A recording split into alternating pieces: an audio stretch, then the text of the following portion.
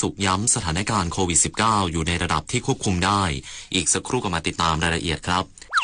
ว้ายโดนแฮกข้อมูลรั่วลิงก์ปลอมไม่อยากโดนหลอกแบบนี้ต้องฉีดวัคซีนป้องกันภัยไซเบอร์ด้วยการไม่คลิกลิงก์หรือดาวน์โหลดไฟล์จากแหล่งที่ไม่รู้จักไม่แชร์ข้อมูลส่วนตัวไม่ซื้อสินค้าออนไลน์บนแพลตฟอร์มที่ไม่น่าเชื่อถือใช้รหัสผ่านที่คาดเดายากติดตั้งโปรแกรมป้องกันไวรัสที่สำคัญต้องหมั่นอัปเดตและบอกต่อความรู้เกี่ยวกับกลลวงมิจฉาชีพอยู่เสมอมาร่วมสร้างภูมิคุ้มกันจากมิจฉาชีพออนไลน์ด้วยไซเบอร์วัคซีนกันเถอะค่ะ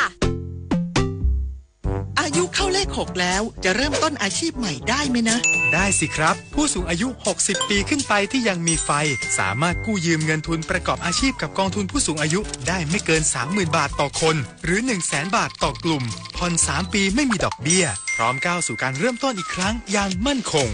ดีจังเลยแบบนี้จะได้เปิดร้านเล็กๆอย่างที่ฝันไว้สักทีเงินทุนปลอดดอกเบี้ยกับกองทุนผู้สูงอายุสอบถามเพิ่มเติมได้ที่กรมกิจการผู้สูงอายุ1300โอกาสก้าวสู่เส้นทางศิลปินกลับมาอีกครั้งพร้อมปรากฏการณ์ครั้งใหม่ที่รวมการประกวดร้องเพลงไทยอมตะร่วมสมัยทั้งเพลงลูกทุ่งและลูกกรุงไว้ในเวทีเดียวกันกับโครงการเยาวชนสืบสานเพลงรักไทยโดยสำนักงานทรัพย์สินพระมหากษัตริย์ซีซั่น2เปิดรับสมัครตั้งแต่วันนี้ถึง15มิถุนายน2568ชิงถ้วยพระราชทานและรางวัลกว่า100,000 บาทติดตามข้อมูลเพิ่มเติมได้ทาง Facebook เยาวชนสืบสานรักเพลงไทยปกติเวลากินเหลือแบบนี้คุณทิ้งอาหารกันยังไงคะรู้หรือไม่ว่าปัญหาขยะอาหารก่อให้เกิดก๊าซเรือนกระจกเพิ่มขึ้นถึง 8% ส่งผลให้เกิดภาวะโลกร้อนวิกฤตปัญหาสิ่งแวดล้อมที่ทั่วโลกกำลังเผชิญมาร่วมกันจัดการขยะอาหารด้วยการกินแต่พอดีไม่เหลือทิ้งเปลี่ยนขยะให้เป็นประโยชน์เศษอาหารไปทำปุ๋ยอินทรีย์หรือแปรรูปเป็นพลังงานนำกลับมาใช้ใหม่ลดขยะลดโลกร้อนเราเปลี่ยนโลกเปลี่ยน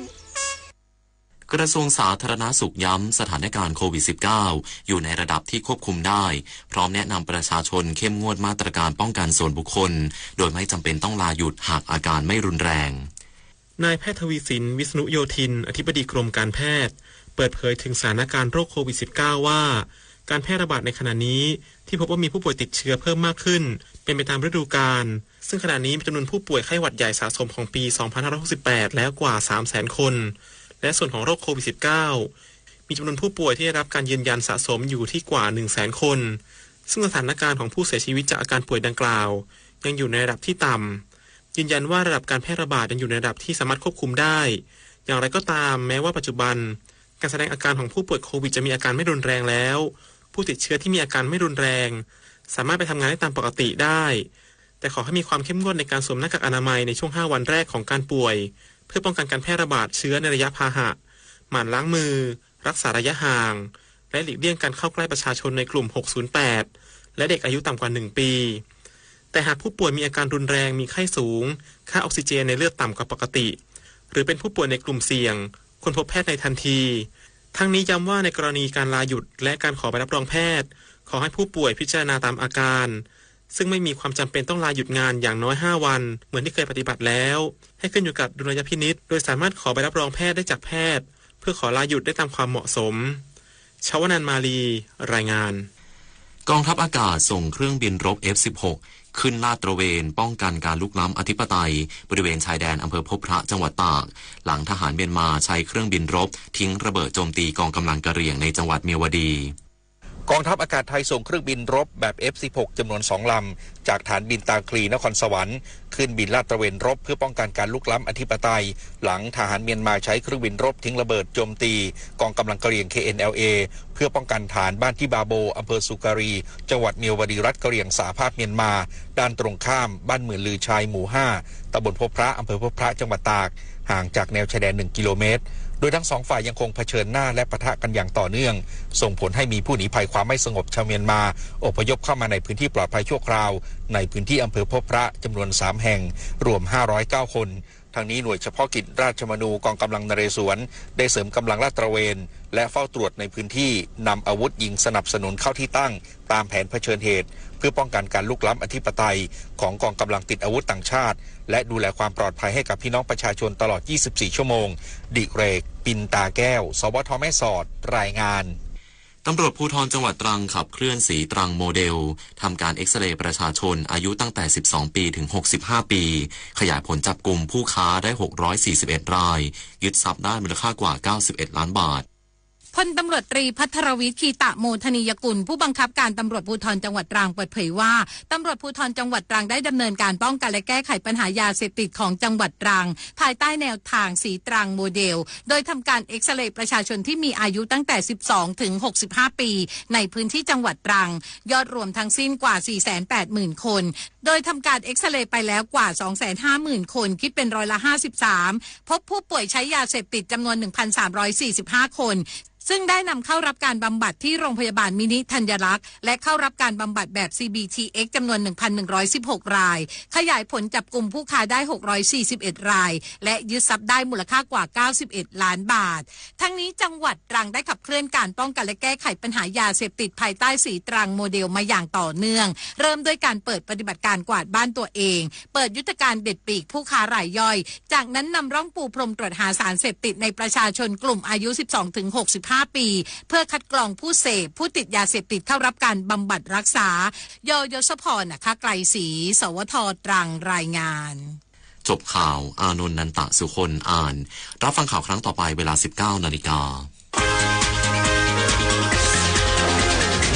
ติดตามข่าวที่นำเสนอไปแล้วได้ที่ www.thainews.prd.go.th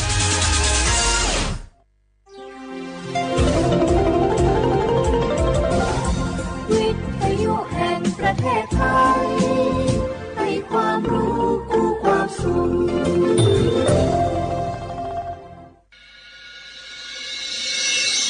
สถานีวิทยุกระจายเสียงแห่งประเทศไทยจังหวัดเชียงใหม่ AM 1476 กิโลเฮิรตซ์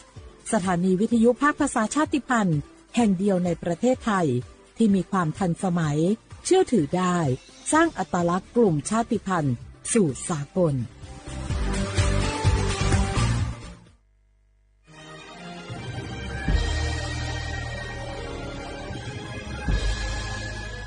เกิดเป็นคนไทยเติบโตบนผืนแผ่นดินไทยจงภูมิใจในความเป็นไทยชาติไทยเรานั้นนับเป็นชาติที่มีความเป็นมาเก่าแก่ยาวนานเรามีภาษาวัฒนธรรมและมีสิ่งต่างๆที่เป็นเอกลักษณ์ให้เราได้ภาคภูมิใจในความเป็นคนไทยเราควรเห็นคุณค่าและมีความรักชาติหวงแหนแผ่นดินอันเป็นมรดกของบรรพชน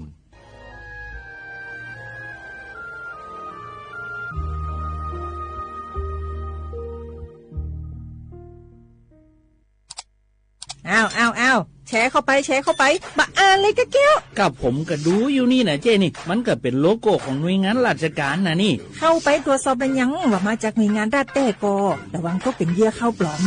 เอาฉะนั้นเลยก็นี่ใจถ้าบัตรตรวจสอบไม่ชัดเจนนะแต่ที่จะได้ประโยชน์กลับส่งผลกระทบสมัยนี่มันหลอกกันง่ายนะหลอกเรื่องการทับซิปนั่นนี่โน่นเพื่อให้เขาไปกรอกข้อมูลส่วนบุคคลแล้วก็เอาข้อมูลเหล่านั้นเนี่ยไปทำธุรกรรมต่างๆหรือแม้แต่หลอกให้คลิกลิงก์สารพัดที่มันจะทำนี่นะถ้าอันโหจะเนี่ยจะได้ดีนี่เจนี่อย่างแรกเนี่ยต้องตรวจสอบข้อมูลให้ชัดเจนจากหน่วยงานรัฐเนี่ยก่อนข้อ2ต้องมันติดตามข่าวสารหูเต่าตันและข้อ3ต้องมีสติไม่ได้เจื่ออย่างง่ายๆนะเพราะว่าพวกมิจฉาชีพมันจะใจความเจื่อความศรัทธาความโลภและก็ความกลัวมาหลอกคนทำให้หลายคนตกเป็นเหยื่อเขาก็ต้องเป็นส่วนหนึ่งในการตกเป็นเหยื่อหรือแชร์ข้อความอันเป็นเท็จบางอันเนี่ยเขาก็จะมีความผิดใดอยู่ดิ้มว่าดีหาเหลืองติ๊กแค่แก้วนี่นะขอโทษครับเจรู้เท่าทันป้องกันการตกเป็นเหยื่อจากแก๊งหลอกลวงปรารถนาดีจากสำนักงานประชาสัมพันธ์ที่3กรมประชาสัมพันธ์ค่ะในยุคที่เทคโนโลยีก้าวกระโดดโจรออนไลน์ก็ก้าวตามมาติดสื่อออนไลน์เปรียบเสมือนแหล่งข้อมูลชั้นดีของโจรออนไลน์เราควรใช้สื่อออนไลน์ด้วยความระมัดระวังและป้องกันตัวเองจากโจรออนไลน์ด้วยคาถา3อย่า 1. อย่าโหลดแอปจากแหล่งอื่นๆที่ไม่ใช่ App Store หรือ Play Store 2. อย่าแอดไลน์คนที่ไม่รู้จักหรืออ้างเป็นเจ้าหน้าที่หรือหน่วยงานต่างๆไม่ว่าจะเป็นจากรัฐหรือเอกชนและ 3. อย่าสแกนใบหน้าหรือให้ข้อมูลส่วนตัวในแอปที่ไม่รู้จักเด็ดขาดที่สำคัญควรท่องให้ขึ้นใจว่าธนาคารจะไม่แนบลิงก์ทุกประเภทผ่าน SMS และอีเมลรวมทั้งไม่ส่งลิงก์ขอข้อมูลสำคัญผ่านช่องทางโซเชียลมีเดียยกเว้นกรณีลูกค้าร้องขอด้วยตัวเองเท่านั้น ด้วยความปรารถนาดีจากสำนักงานประชาสัมพันธ์ที่ 3 กรมประชาสัมพันธ์เจ้าจะอีอากาศกำลังดีมีหมอกมีเหมยมีน้ำข้างเหมือนในฝันเลยเนาะเจ้เนาะใจละยิ่งตอนแรงซ้ำหายนะช่วงตะวันจะตกดินน่ะฟ้าเป็นสีทองงามแต่อากาศแบบนี้นักท่องเที่ยวชอบเนอะว่าได้สาวๆมายืนตากน้ำข้างอย่างกันอยู่นี่บรรหนาวมันก็นี่เปิ้นกำลังชมความงามธรรมชาติอยู่มาอู้ให้เสียบรรยากาศหมดไอ้แก้วว่าแต่ว่านี่จะไปไหนนี่วันนี้นี่พูดนั่นกันเนี่ยจะไปเฝ้าเฟืองหิกำที่กลางตรงคุณนะพี่ป่อบอกว่าจะปลูกหอมแล้วนี่ไอ้แก้วเปิ้นกำลังชื่นชมอากาศดีๆนี่จะไม่ยากคืออากาศเสียอย่างไรนี่เอาเห็นหมอแก้วเจ๊เคยบอกแล้วโลว่าการเผาทำให้เกิดมลพิษฝุ่น PM 2.5 มันส่งผลกระทบต่อสุขภาพต่อสิ่งแวดล้อมและการท่องเที่ยวตอนนี้อากาศบ้านเฮากำลังดีๆอยู่ถ้ามีการเผาเศษวัสดุต่างๆอากาศก็แย่นักท่องเที่ยวก็ไม่อยากมาน่ะกะใจละเจ๊อากาศกำลังดีๆอยู่จะมาเผาอะไรเปิ้นเหียไปเลยไหนไอ้แก้วคือไอ้คำมันมาใส่ฮือมันเตะไอ้แก้วนี่ไงโอ้ขอโทษครับน้องพล่าคิดว่าเผามันง่ายดีแน่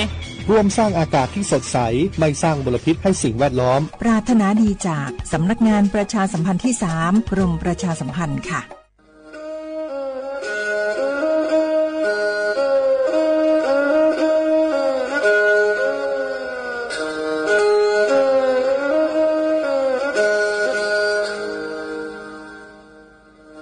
đảo núa số tông chua sang xua hữu tế chào thai đảo lúc sáng tranh mày lúc sư hỏi hà lù mông inu bấy hà ó ra yang sơn dấu bấy hà thảo sư hỏi giữ tính dù trao tính yang trọng đô bấy hà thảo sư hỏi cậu giang tính dù cậu dị tính sang tầng đảo sáng AM kế ý chênh bao bùa sang chào chào kHz đảo núa mông do bấy lưu mông suốt lờ so căng nồng tàu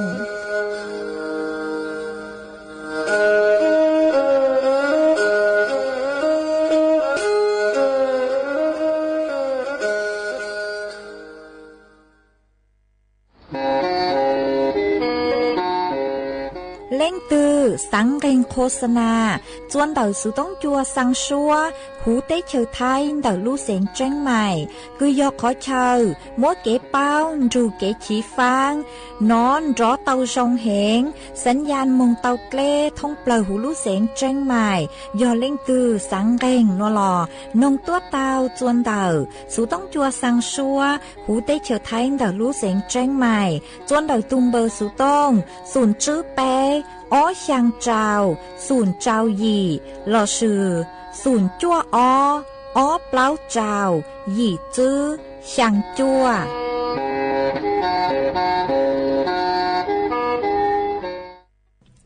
nhớ dùng ý trọng nạ dự cứ tin ninh chẳng suốt lờ đợi núa cú bao nhà sỉnh hàng dòng xa trọ cán chọn đủ số tông chua hà lù mông đợi lúc sỉnh tranh mày tuân giữ ý trọng nạ dự cứ tin ninh chẳng suốt lờ quần đây núa chỉ cú yết thói ý trọng nạ dự cứ tin ninh chẳng suốt lờ cứ mình gang lù sai hang gang lù nông nhớ cho hố page Facebook mà thó của mày bánกดไลค์กดแชร์ý lên ýแชร์ปุ๊cho page สวท AM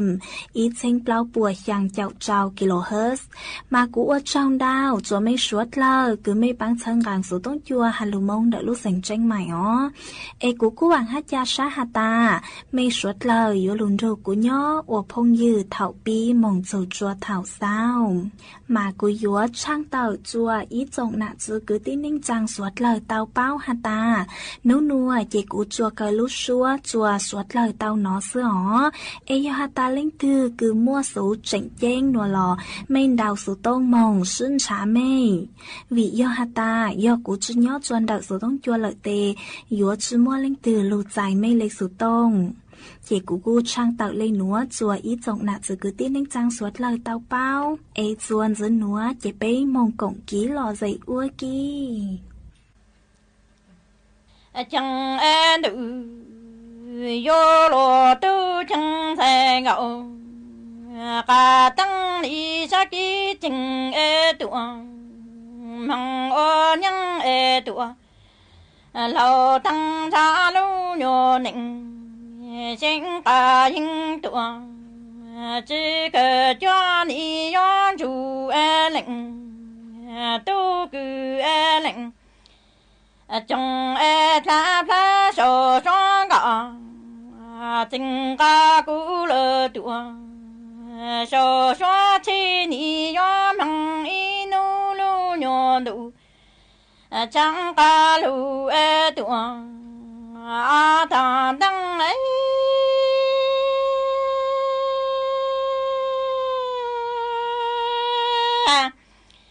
chẳng lu ca nhỏ tề ta yo mong có nhớ cho tăng im lặng xa đi yo tên lo lu ca cho ta căng ta yo cho lơ tì tu cứ tì sai yo chỉ chu lo mo na cứ mo tự sai yo chỉ to na y pro căng nữ yo lo tu cha chín đặng ca chu an nhân ca yu lo thăng cha lu nhô nịnh chỉ cần chỉ chẳng yo chu lệnh tu li trong ta phá sổ trong gà tình ca cũ lơ tua sổ xóa chi ni yo bằng inu lu nhon đủ chẳng ca lu tua ta cho lu ca nhỏ tề ta yo bằng có nhớ cho tăng im lặng xa ni yo tên lo lu ca cho ta căng ta yo cho lơ tì tu la tì sai yo chỉ chu lo mo nam mô tự sai yo chỉ to na y pro cho nữ yo lo tu ấy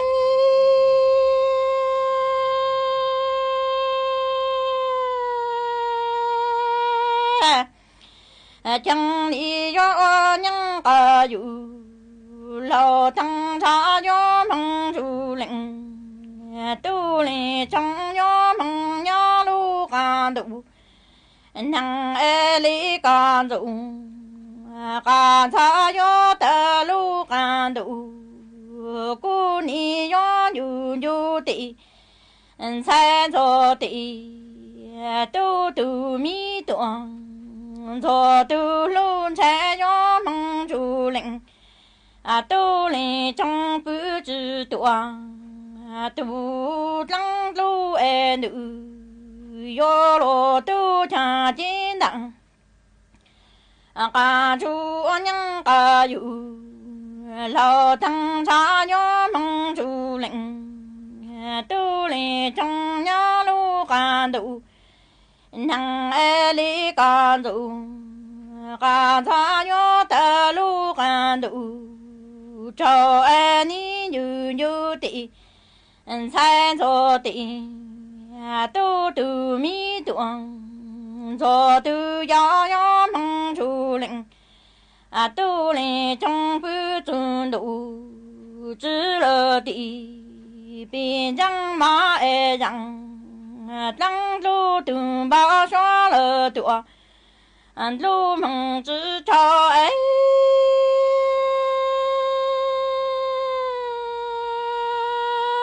chẳng nhớ chỉ lu ca lặng sinh ca cho nhớ mơ lu nhô lặng mong sinh nó dù trong cho thì ha tọ tè nhớ chính sầu dặn mong chính to ninh chỉ sang ô ta lệnh ha lì tự nó từ mi xe mùa gạo cái mong ca sinh thọ lô lệnh nhô tuส่วนจะนัวเจกุยมัวอีรังโลเป้าคือหาโจดอกกีบถูกลอยเย้งจะเลือถังโจสดเหล่าเตาเป้าเย้าจวนหือนัวมัวต้นแห่งคือหาวลอยเย้งจงดาวเกอมาเย้าจวนดาวออยอ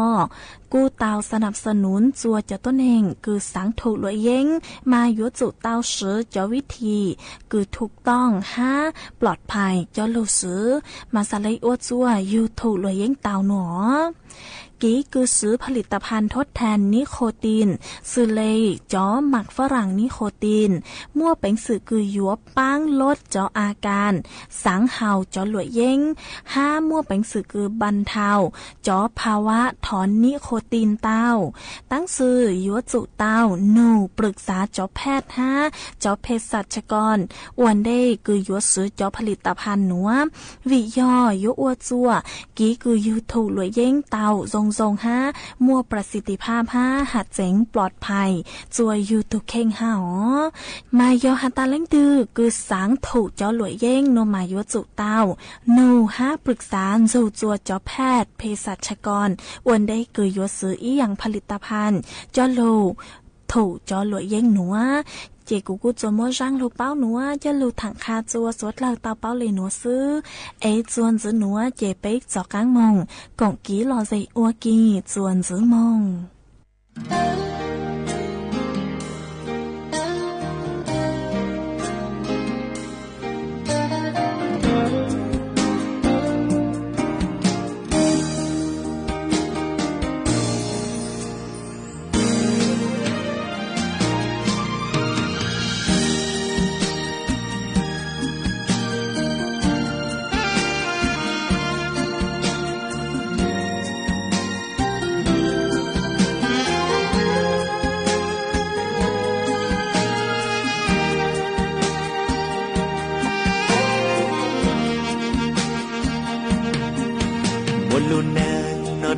tan thó cho mu nhó chỉ mua lẻ từ mà úa từ dư úa từ rong lo xa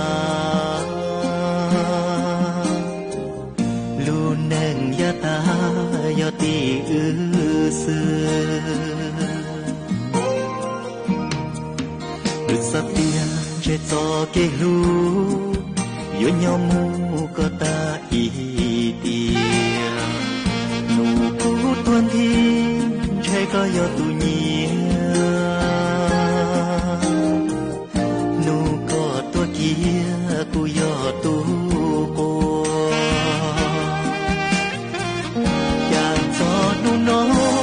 lu nâng hó chỉ mua cho po có lo chỉ sướng cu chỉ ra nâng kia buồn trôi qua tiệc cỏ rong, cu hai tiệc cu gió, chỉ mùa tu gió, cứ chỉ kia buồn. Sao nó mùa nên thua bùa ta, em mê nhoáng buồn chua buồn trà, mà tí cho xa,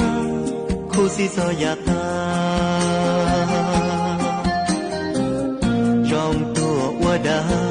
Chỉ rong u na bây giờ lu chia tiền cha chính cho xa cho tê mê nhu lại cứ lo hu giang xa giờ tu yo thâu của muôn đó mà xa cho li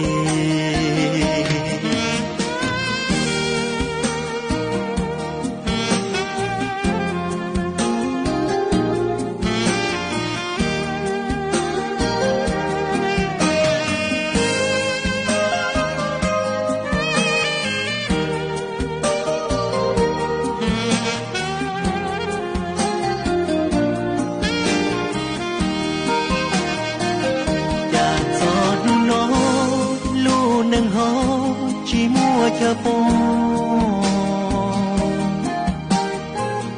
có lo chỉ sướng cô chỉ ra nâng kia buồn trôi có qua tiệc cỏ rong cô hai tiệc cu gió chỉ mùa tu gió cứ chỉ kia buồn sao nó mùa nên thua bùa ta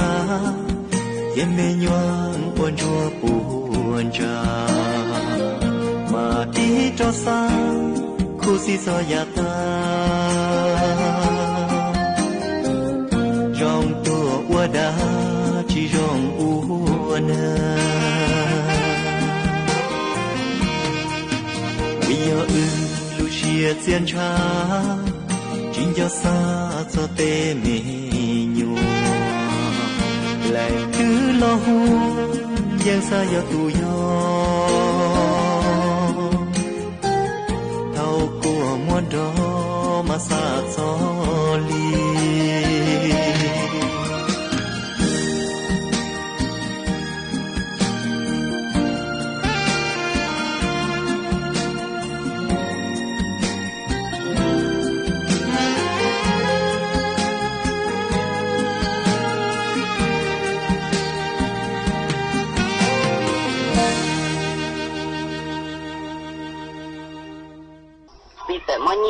tôi thấy tôi mới nhổ một ô lụa lâu mấy ít tôi ít bột kỳ mấy tôi ít bột kỳ thế tôi mới thấy bột kỳ cho lấy thế tôi mới nhổ một ô lụa chế là một ô lụa chế là từ một ô lụa một tập quá to thế tôi kể là sự chua chế là tuổi tôi hay nữa là tuổi một tập kể để to nữa là lửa một tập đơn giá cho là giá cả một tập kể đặc ca thế một té chồng á mà té chồng mà mò té chồng té không được mà có tá su mà té cho cái là sang tuần được tới kia nào là nó su còn nó chồng té lại không được mà lúc chồng té là tá su mà còn là sao còn nó thế hai tàn thôi chỉ là tuổi một trò để để to lại luôn chỉ là đỉnh một trò đơn cao chạy mà xa mình sẽ dẫn một trò kia đặt cá chạy lại một tàu té chồng thế mình ta chỉ mua chú gì thế mình ta chỉ mua cho có bé cá chua thế mình ta chỉ muốn chỉ đi vào nhà em luôn đi vào nhà em thế mình ta chỉ chơi đây muốn cho đi vào nhà em nhỏ muốn cho đi vào nhà em nhỏ thế là tuổi tiên là đừng có một ôi đùa luôn là tuổi một tàu tết chồng thế ý lần ít bột kỳ thì là đừng tàu tết bột kỳ thì là cho cá lần thì là đừng ít bột kỳ thế chỉ là flop bột kỳ họ là tuổi đi chơi tàu flop bột kỳ thế là tuổi tàu flop bột kỳ thế là thế hoặc phải chát phỏ thế là ta mình tôi chỉ muốn cho tí phần nhà em nhớ chỉ tới một ô lụa luôn cái mỗi nhà nè nó một cho tí phần nhà em một cho này hậu sản cái nó ta luôn cái mình tôi hay nó tí phần nhà em nữa nó bé tổ lụa tàu bé trong nó cũng tí mà tàu bé ý là ý bột kỳ cái là tổ một số cái bé to rồi bao được một số cái đơn ra cũng một số cái đặc cá chả cũng tên chỉ có chỉ một cái một loại cũng cho nhà tôi cho con nó ta nó giờ cụ tế trong nó giờ nó dùng một chế ta chỉ cũng dùng một chế giờ ta xuống mà dùng một can rồi tôi có tàu kế chó nha nó cụ chỉ tàu đã chuyện chơi chạy mồi chơi cụ chỉ chế cũng dùng chả cho nên các cái hỗ trợ là tiền thòng vào tàu lúc khi lúc là chế kia cho mình tên con gà lúc nào muốn á gà lúc mình khi lúc nào muốn mà bao nhiêu là nhớ hậu nào đó tại ít buổi giờ trả nhớ hậu lúc mình khi lúc cái lúc này nhớ hậu nào đấy có một cái buổi nhớ một của nó ta mình tới con gà lúc nào muốn nữa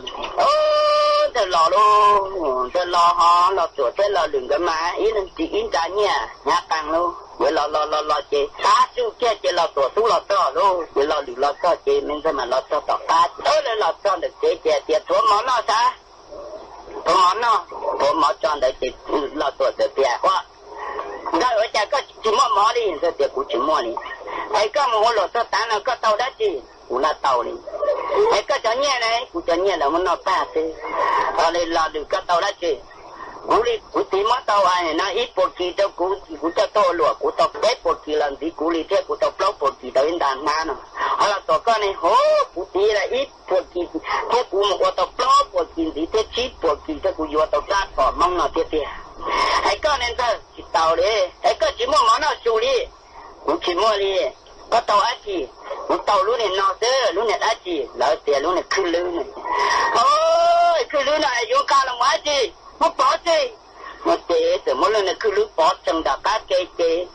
nó tổ tiên cái nó mỏ tiền cái chỉ bún mình sẽ nó đâu mình sẽ chỉ một món nó tiền cái món nó ta chỉ là tuần chơi tàu lo lử chớ tàu chuyện cái nòng cái mỏ ta chỉ nên cho qua thế qua cái nòng mỏ tan cho chuyện cái xe tôi mà hồi lúa mất tí ở nhà tông ta chẳng ra lúc này là cứ lưu á chuyện đầu số một lý do yếu nó mỏ chỉ khử tên nhà mỏ làm lông thế khử tên nhà có thằng này nó thì mình sẽ chuyển nó thì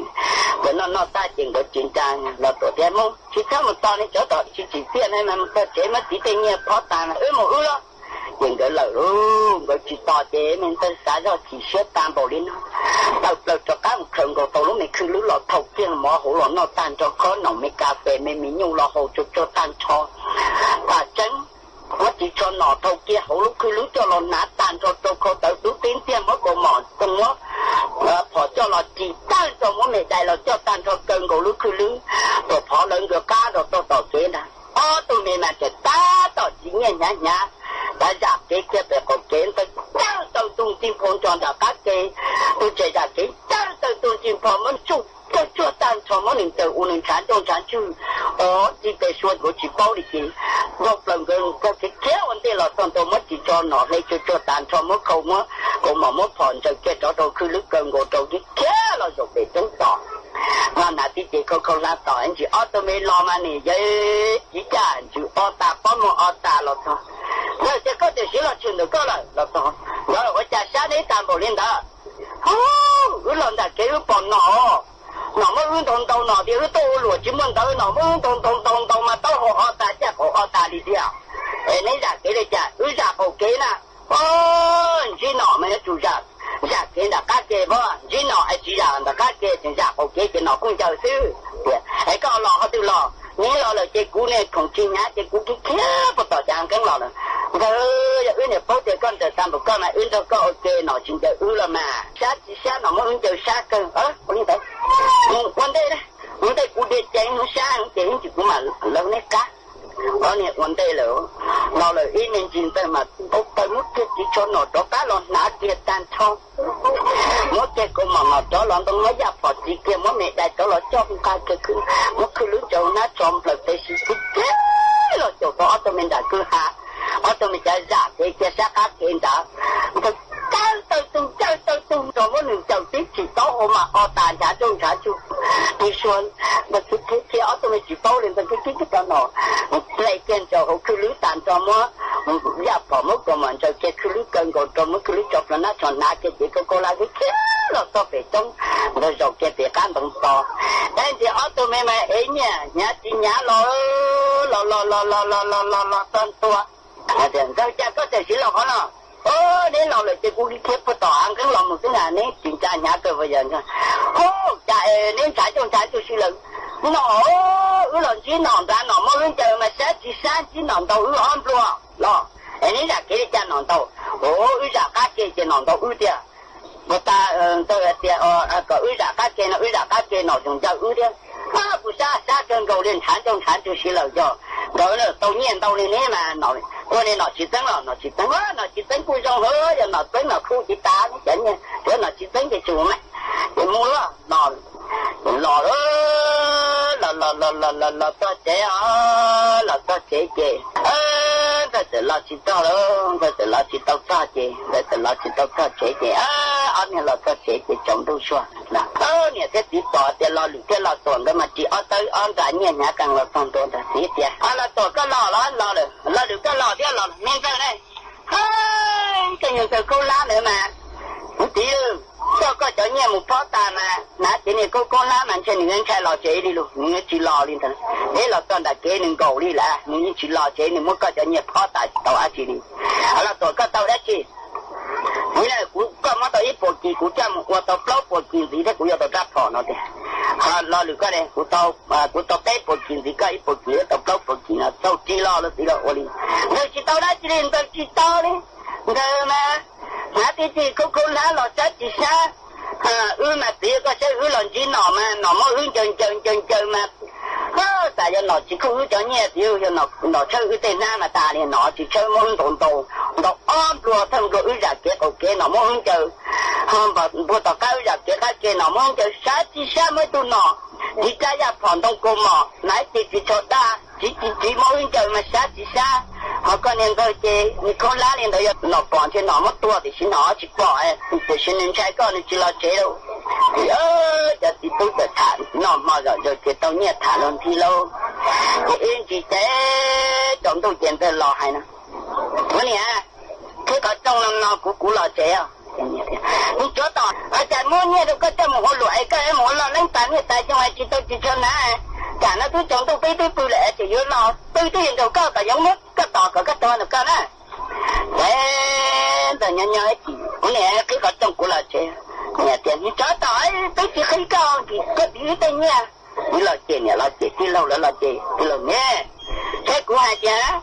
có cái của chính cái cho nhà một phát tài rồi nè tí chỉ tôi là sẽ chỉ hiện đầu cao ta luôn nhớ ý cả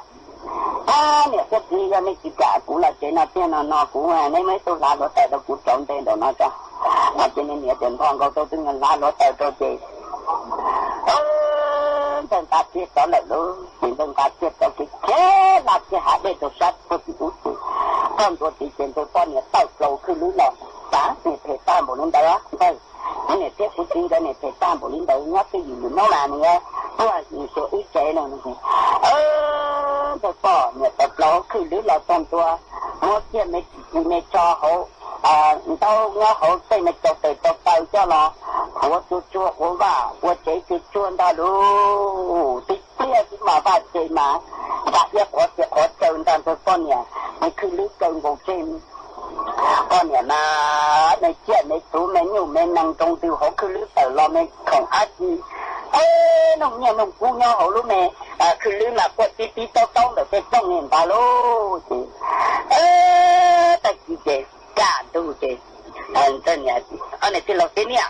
ไอ้ที่มุชวนแท้นะมันนอนๆเช่นในต้นเท่าว่ามุเศร้าจีบแค่หนึ่งการลดเตาหนึ่งรูปต่อเต้ๆฮะมาจีโอ้แต่มันเสียจีบอนเต้าจีมันเสียจีตอนเต้าจีจ้ะถ้าหนึ่งมันลดเตาตัวหนึ่งอาจจะหนึ่งรูปเต้าเลยเมื่อเนี่ยจะต้นมึงเนี่ยน้องต้นเนี่ยจะต้นมาใช้ยุ่งเช่นเชียติซาดูเต้ตีเราโอ้จากเสียเนี่ยเสียน้องไอ้จีมัวเนี่ยนะรู้ว่ารู้เจติยงตามบ่ไอ้จันนู้นน่ะมันรู้ว่ารู้เจติยงตามบ่น้องเนี่ยน้องกู้หลอกคนดอสิน้องเนี่ยน้องกู้หลอกหังดอเจอเนี่ยเนาะรู้ไปแค่วิบุตัวอาจีฮอมาจากลงก็โดนโจตัวมาตัวใครมาไล่เรียกจอมได้มาตึงชึงโจ这里这些多赚多，我家用这些，我讲这都半年用够去用够，我不拉几吨菜要好路我你呢？佢呢度好落攞好嘛，成別啲啲都上古攞好嘛，需要啊，就應該個波度，多賺多點嘢，我做人咯，有節目擔保連接樣真個人得，那麼就有結婚得落姐，就我攞大賺得大姐咯，節目啦，度嘢擔保，我寫冇賺多，冇多度嘢有度嘢變嘢，我覺得只唱我嚟講啫。我家冇當多幾包好，佢攞十個咩字咩錯嘛，只包係冇落到年拿單錯，年嘛冇拿到幾落到年單年落只落用個冇布，咁冇多謝謝要不到誒。那麼你只不俾對面頭落謝啦，弄到公司而家面頭冇，一啲呢面頭我到這種擔保，ตัวมาตัวใครตามบอกจ้องตามบอกเล่นเดาลีลูเอ็นแต่ตัวปั้นเนี่ยมาชงเก้าจีชงเก้าตัวนี้มาชงเก้าเกินเกาหลีจ้ะอันนี้จีบอนแต่ตัวนี้เลยเหรออุปเนี่ยก็ลาที่จีตัวอาจีเลียงกันที่ลูกเนี่ยคือลูกเกี่ยวกับจูบปอเจ้เธอนี่ลูเราหลุดเที่ยวเราตัวลูนี่สิมุปอนแต่ตัวปั้นเนี่ยใช้ชงเก้าจีชงเก้านี่เรื่องสียานเที่ยวตัวต้นตัวตัวจะติดจะรู้ใจมาจงเนี่ยจงกู้ดอกเด็กไก่แม่น้องเนี่ยน้องกู้สาวต้องดอกตีโตๆเด็กเป็นจงตัวมาตัวใครมาไล่เรียกคนก็หล่นตัวมาเป็นเช่นเจ้าตัวอุตนอมันเถอะแล้วเนี่ยตีเชียร์ถึงตัวตอนเธอมัดเจ็ดจีสีตาเด็ดตานตอนเธอมัดจีชอบเกตอนเธอตีหนาตานทอรัวเรียกเขาเที่ยวจะก้ามมันตัวเจ๊โอ้ตัวมันเจ๊เราหลุดเที่ยวตัวเดียวเนี่ยจีโป้โรตัวนอนเจอเนี่ยจีเสือตัวเดินกันโลตัวนอนเจอเนี่ยเสือตัวเดินเจอเนี่ยสิละเนี่ยมันจีปูหมอตอนเธอนอกต่อเกนั่นเนี่ยเธอหายเนี่ยมันเธอลุกขึ้นลุกปอเจมันเธอปนเนี่ยปอเจนั่นบ่เธอเที่ยวนี้น้ำมันเนี่ยจังกันบ่ตัวมาเขียนลงตัวส่วนเธอรุ่นในเงานี่เย้ชงตามบอกลิ้นเดาเจ แล้วก็เนี่ยแกจะก้ามงโกลูกคือลื้อเลยเจ้ตัวตื้อเราตัวสีตั้งตัวตื้อเราตัวสีตั้งเจ้ถ้าเสือจีนย่อเจ้าจะมาเชื่อตัวมันตัวไก่เจ้ที่เราแต่ตัวเนี้ยลูกที่เราแต่ตัวเนี้ยแกตัวลูกคือลื้อกาเลยลูกไอ้จริงๆเราต้องจีบปอกคือลื้อจีบปอกป้อนเนี่ยดูเขาตื้อลูกเจ้อาจจะป้อนเนี่ยกูต้องคือลื้อเจ้าเขาตื้อจีบตั้งเจ้าเขาตื้อจีบเต้าเจ้าจะจีบเจ้เดี๋ยวหายเจ้านี่giờ đi nấu nó nhưng từ cái bộ tế múa liệu ở tế ta cũng tí tế múa liệu ở tế lại có nhau chế cái đó chế là từ cho cũng nhà là cả cứ lứ là nó nghĩ thì thì bộ ta là đủ chế là toàn cái tôi sao dân gần ga thế này giờ này mà chế lên một chậu đó chỉ chậu em chỉ cũng tí tôi chứ mà tế vô toàn nhẹ nữa em chỉ cũng tí tôi mà tế toàn nhẹ nó nghĩ nữa thì nghĩ thì mà tế lon lại vô chả để thì rồi đi chơi cú có lò cú ế chơi cú lò để cú sa con kìa để lò chơi tụi mình tự phát bên đó cho để cha cậu chơi để lò để cha chỉ thâu sa thì chơi mi hay nữa thế đó con một con chỉ bao mà con nhóc tin của tổng đủ giò nó nữa có tới đây cú chỉ tao chơi chỉ cú một mót tao chơi cú lò chơi có ế cú chọn mà cú nè cho cam cho cú tí này chỉ tao cú nè cho một mà chỉ cú tí to bé to nhẹ nữaมีเท่าไรมุกต้นตัวมีเท่ามุกเกี่ยวต่อเขามาเจนเกี่ยวมุกต้นเสานะเราต่อมาคือรู้จักมุกจอดเราพิซซ่าโลเดี๋ยวนี้มุกชัวๆเนี่ยพิซซ่าเลยจิตโตเดี๋ยวมุกก็ไม่น่าจะตัวเกิดไม่น่าจะตัวเกิดจิตโตแค่มุกก็น่าจะติดตัวเกิดจิตโตแค่มุกน่าก็ตัวลูกมุกเกี่ยวน่าก็ตัวต้นตัวเจน่าก็เกิดดอกโกรน่าเจเราตัวแล้วเดียวว่าจะน่าจะเป็นเกิดพิซซ่าโตเนี่ยตรงนี้จะก็จะแนวมีเงาโฉเลยจะมีต่อนะจีน่าก็เกิดตัวเจต่อขอเจนี่เจลงเตะมาชัวนะโอ้เนี่ยเนี่ยเขาเตะลงคือเนี่ยเขาทองก็ตัวลูกคือตัวเนี่ยเจรอเลยเจนี่เติบแล้วต่อเขามาเจน่าก็แล้วมาเจตาเจนี่เตี้ยเรียกต่อการเราต่อเอาโลเดี๋ยวเอาเตี้ยมีเงินเราต้องเดินดูได้เจมีให้เนาะเอานะกูจิตเตอร์ได้จีกุ้งกาลูกคือลื้อจอยก็เอาหลอดได้ลื้อจอมงเอาเตี้ยนู้นต้องกูเกลือ那古老的这个风，你得接米个，熬得接熬个，哎，这米个只样熬的米的，马路去路就熬喽，就熬跟着看就这，熬都是，我落地了，当大的这养的一呀家了，顶高中呢，熬过说熬了这熬转就这，路去路碰到的了这路，我落地到顶路的这米的，熬，过年呢去路呢。都好对了呢，我打古队接公家，个边系接公家了啵，你接公家一个好落地了啵，同个搭了的接两个古打古过后了，就同的分好了。现在就干门接喽，前得到都没中级的个中级干门接姑娘，门接去了干吧，你中级的可到了嘛。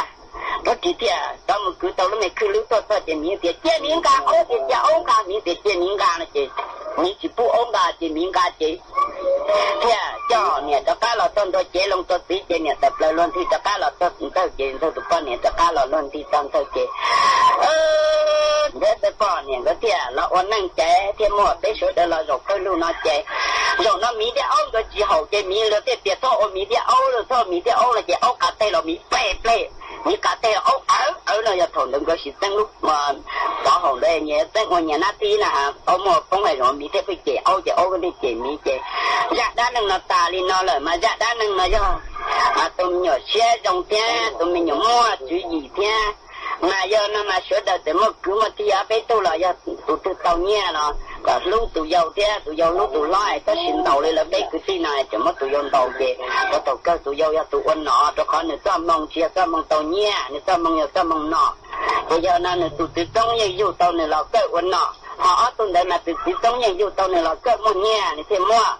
nó mà chỉ một chút tụi tí là có xin lúa cho đá nâng nó nhiều đi nó là nó tụi nó chỉ ôn nó tụi lúa chỉ ôn lúa rồi ra đá nâng lúa hành nó tụi mua lúc tụi mua thì tụi mua nhẹ là do người ta mong là cả mua nhẹ tụi ôn nó là do người ta mong là cả ôn nó ý lần nó cho đá nâng là tà nó là cái tí nó tà lên nó là nó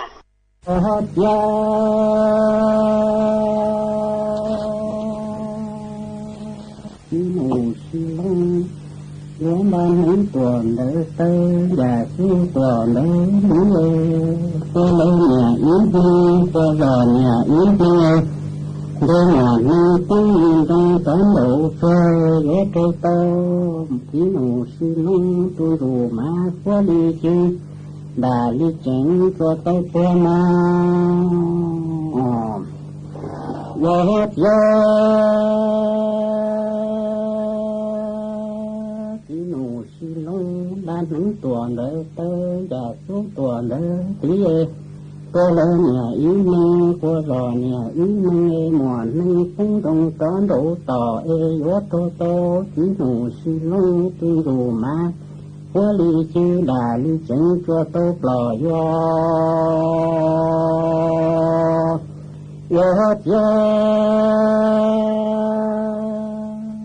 để mong gầu sân đố đi su ca lia tề ca na mong gầu sân sân ca lia nhớ mu sò lên đồ sinh phí mù xì lú ca yo đồ sinh đi su ca lia tề phá sinh yo lên đồ sinh sẽ kế cả sinh nhớ mu sò lên đồ sinh phí mù xì lú nấy wo tia đồ sinh mu chỉ rõ xóa lù tu điên đồ ê đồ la tu điên rai đồ sinh tia xóa lù tu điên đồ lù la tu điên ra đồ đa nên đi ta đồ đê nên đi xoay ni có bà cô tiên nụ xì lông yo xóa lù tu điên đồ lù la tu điên ra hệ tia có tiên nụ xì lông ý có sòng xì bỏ to mương đa mương cả lư chia tu cha đáp lòng tu cấu nhà ê có tới lòng cấu cô quy đi có xuống tu nhà tu sát tỷ ua vợ tia có tiếng nụ xì lông ý có sòng xì bỏ mương đa mương cả lư chi tu cha đáp lòng cấu cô có tới lòng cấu nhà ê quy đi có xuống tu nhà tu sát tỷ tia mà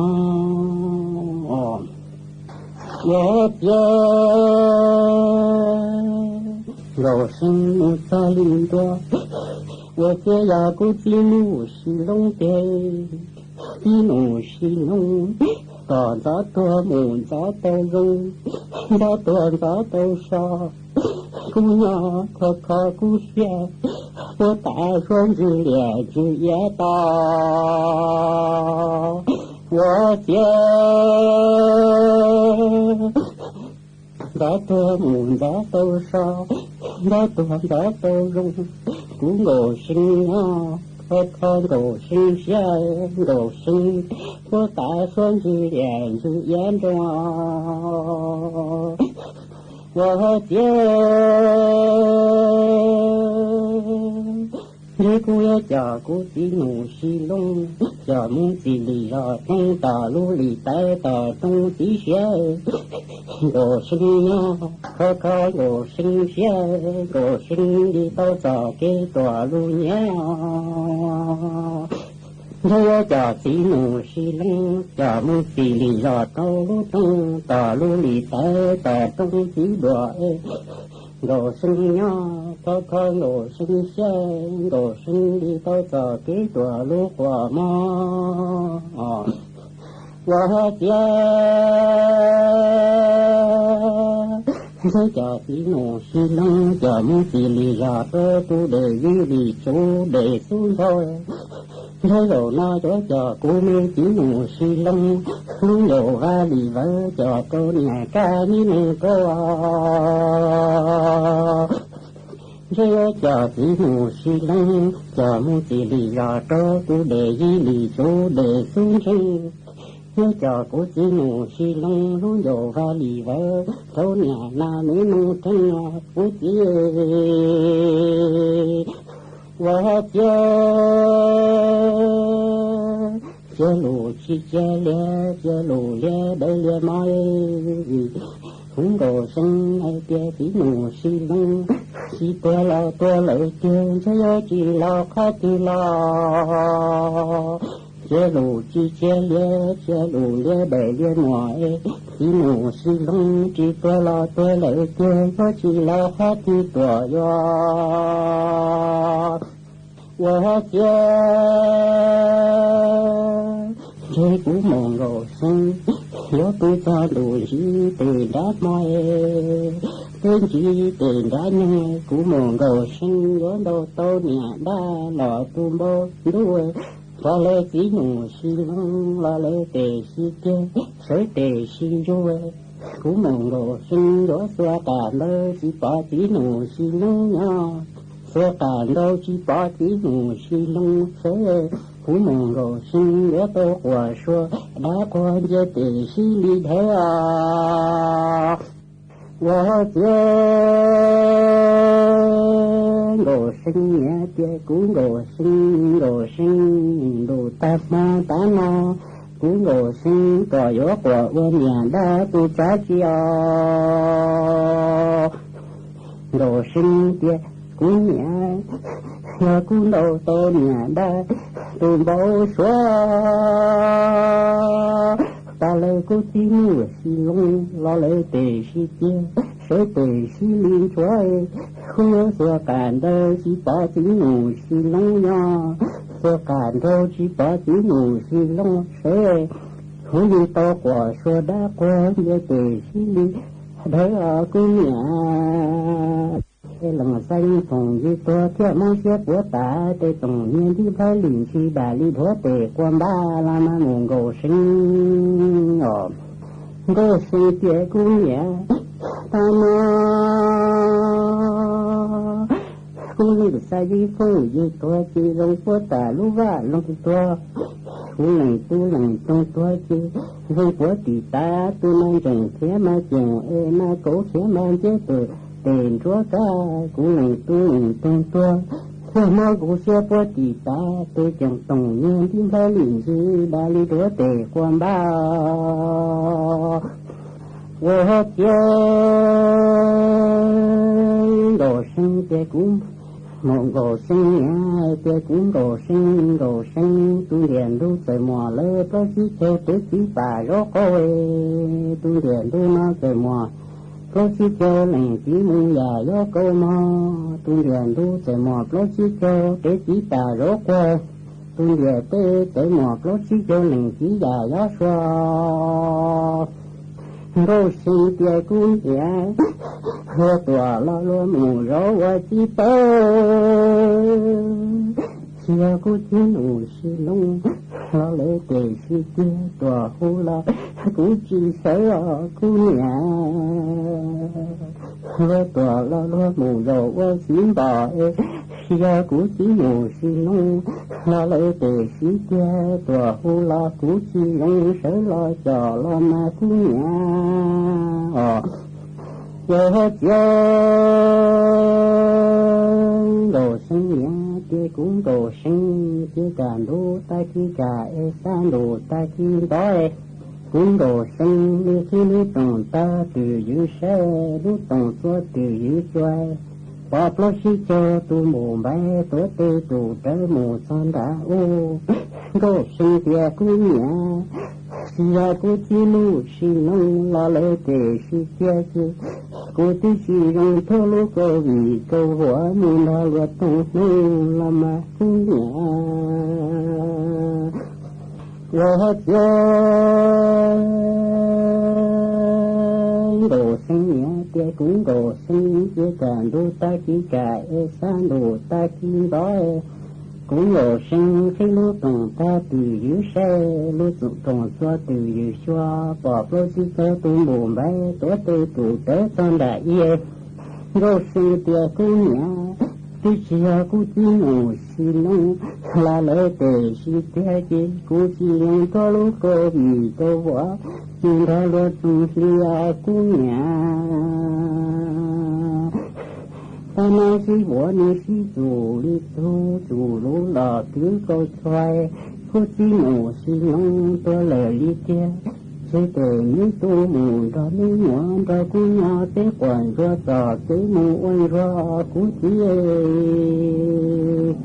ý trọng nạ giữ cứ tí ninh trang suốt lờ lúc sư hỏi cú tăng lờ chế cú yốn giải ý trọng nạ giữ cứ tí ninh trang suốt lờ lên nùa sư bế mạng chó cắn lù xuân rứt lùa chuan đợi đủ sự tông chua hà lù mông đợi lúc sành tranh mài tàu chuột chuột nô ý nô bế hạ ó ra giáng sơn dũ do thảo giữ tính dù trao tính giáng trong đu do thảo cậu giang tính dù cậu dị tính nô nùa chế cú yốn giải mây mong lên nùa lợi sư ý thọ chỗ của mây chuột chúa lên chuột tù chuồn giữ chú ký nó cắn